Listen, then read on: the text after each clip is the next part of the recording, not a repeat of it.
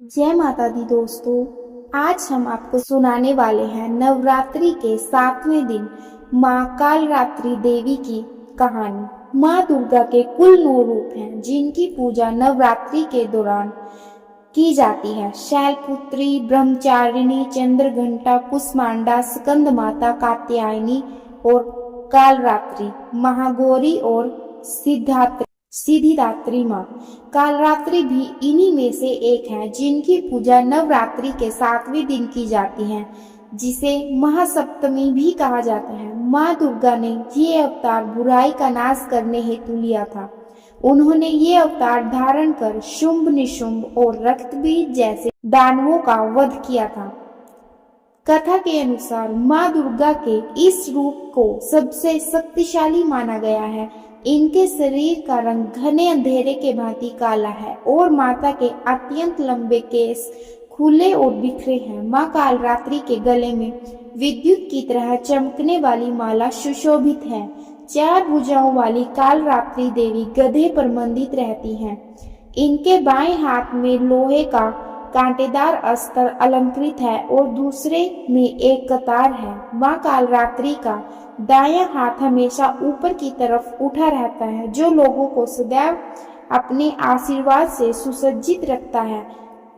उनका निचला हाथ भक्तों को आश्वासन देने के लिए है कि माता के वे संरक्षण में भयमुक्त होकर रह सकते हैं। माता को गुड़ का भोग अति पसंद है और उन्हें लाल रंग के वस्त्र और रात रानी के फूल भी अत्यंत प्रिय हैं।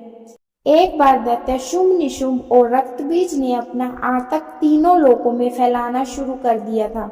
उस वक्त सभी देवगण भगवान शिव के पास गए। जब भगवान शिव ने सभी देवताओं को चिंतित देखा तो उनसे उनकी चिंता का कारण पूछा। तब देवताओं ने शिव शंकर से कहा, हे भोलेनाथ, शुंभ, निशुंभ और रक्तबीज नामक दानवों ने अपने उत्पात से हम सभी को परेशान कर रखा है। कृपा कर हमारी मदद करें।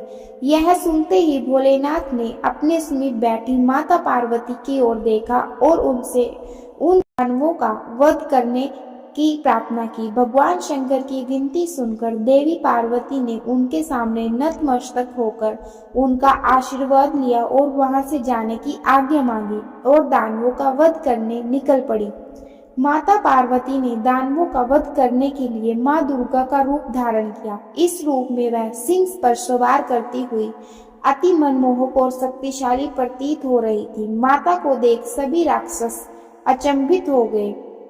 उन तीनों ने माता के साथ एक घमासान युद्ध शुरू किया।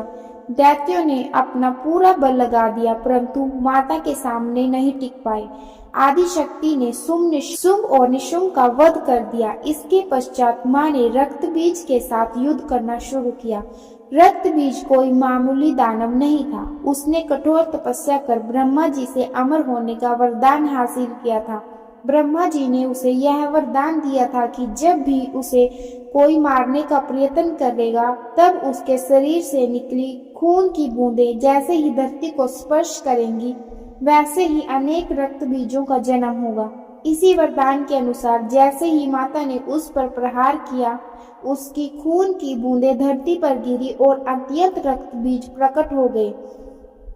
उसी क्षण माता ने कालरात्रि का रूप धारण किया। माँ दुर्गा के शरीर से एक ऊर्जा का संचार हुआ और माँ कालरात्रि का निर्माण हुआ। भले ही वो दानव अति शक्तिशाली था, परंतु माता से जीत पाने का सामर्थ्य उसके अंदर नहीं था। माँ कालरात्रि ने रक्त बीज को अपनी कटार से मार गिराया और जैसे ही उसके शरीर से खून बहने लगा, उन्होंने उसका रक्तपान कर लिया।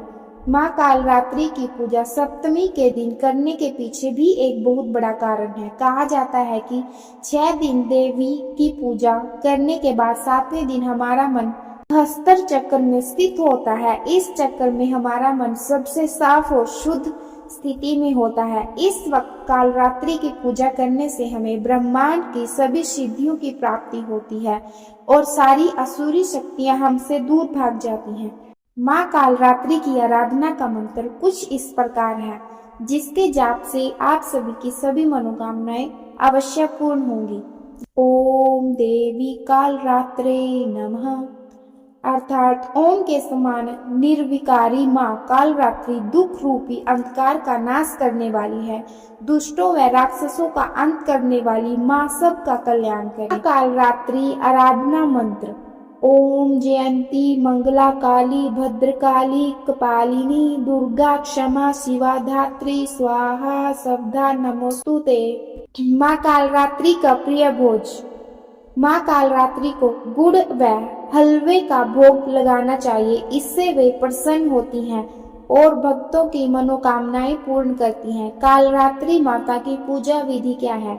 माँ कालरात्रि की पूजा के लिए सुबह 4 से 6 बजे का समय उत्तम माना जाता है। इस दिन प्रातः जल्दी स्नान आदि करके माँ की पूजा के लिए लाल रंग के कपड़े पहनने चाहिए। इसके बाद माँ के समक्ष दीप प्रज्वलित करें। अब फल फूल मिष्ठान आदि से विधि पूर्वक माँ कालरात्रि का पूजन करें। पूजा के समय मंत्र जाप करना चाहिए। तत्पश्चात माँ कालरात्रि की आरती करनी चाहिए। इस दिन काली चालीसा, सिंध कुंजिका, स्तोत्र, अर्गला स्तोत्रम आदि चीजों का पाठ करना चाहिए। इसके अलावा सप्तमी की रात्रि में तिल के तेल या सरसों के तेल की अखंड ज्योति भी जलानी चाहिए। देवी दुर्गा का यह कालरात्रि स्वरूप शुभ फल देता है, इसलिए इन्हें माता शुंभकरी भी कहा जाता है। माँ कालरात्रि के ब्रह्मांड के समान गोल नेत्र हैं। अपनी हर श्वास के साथ माँ की नसिका से अग्नि की ज्वाला निकलती है।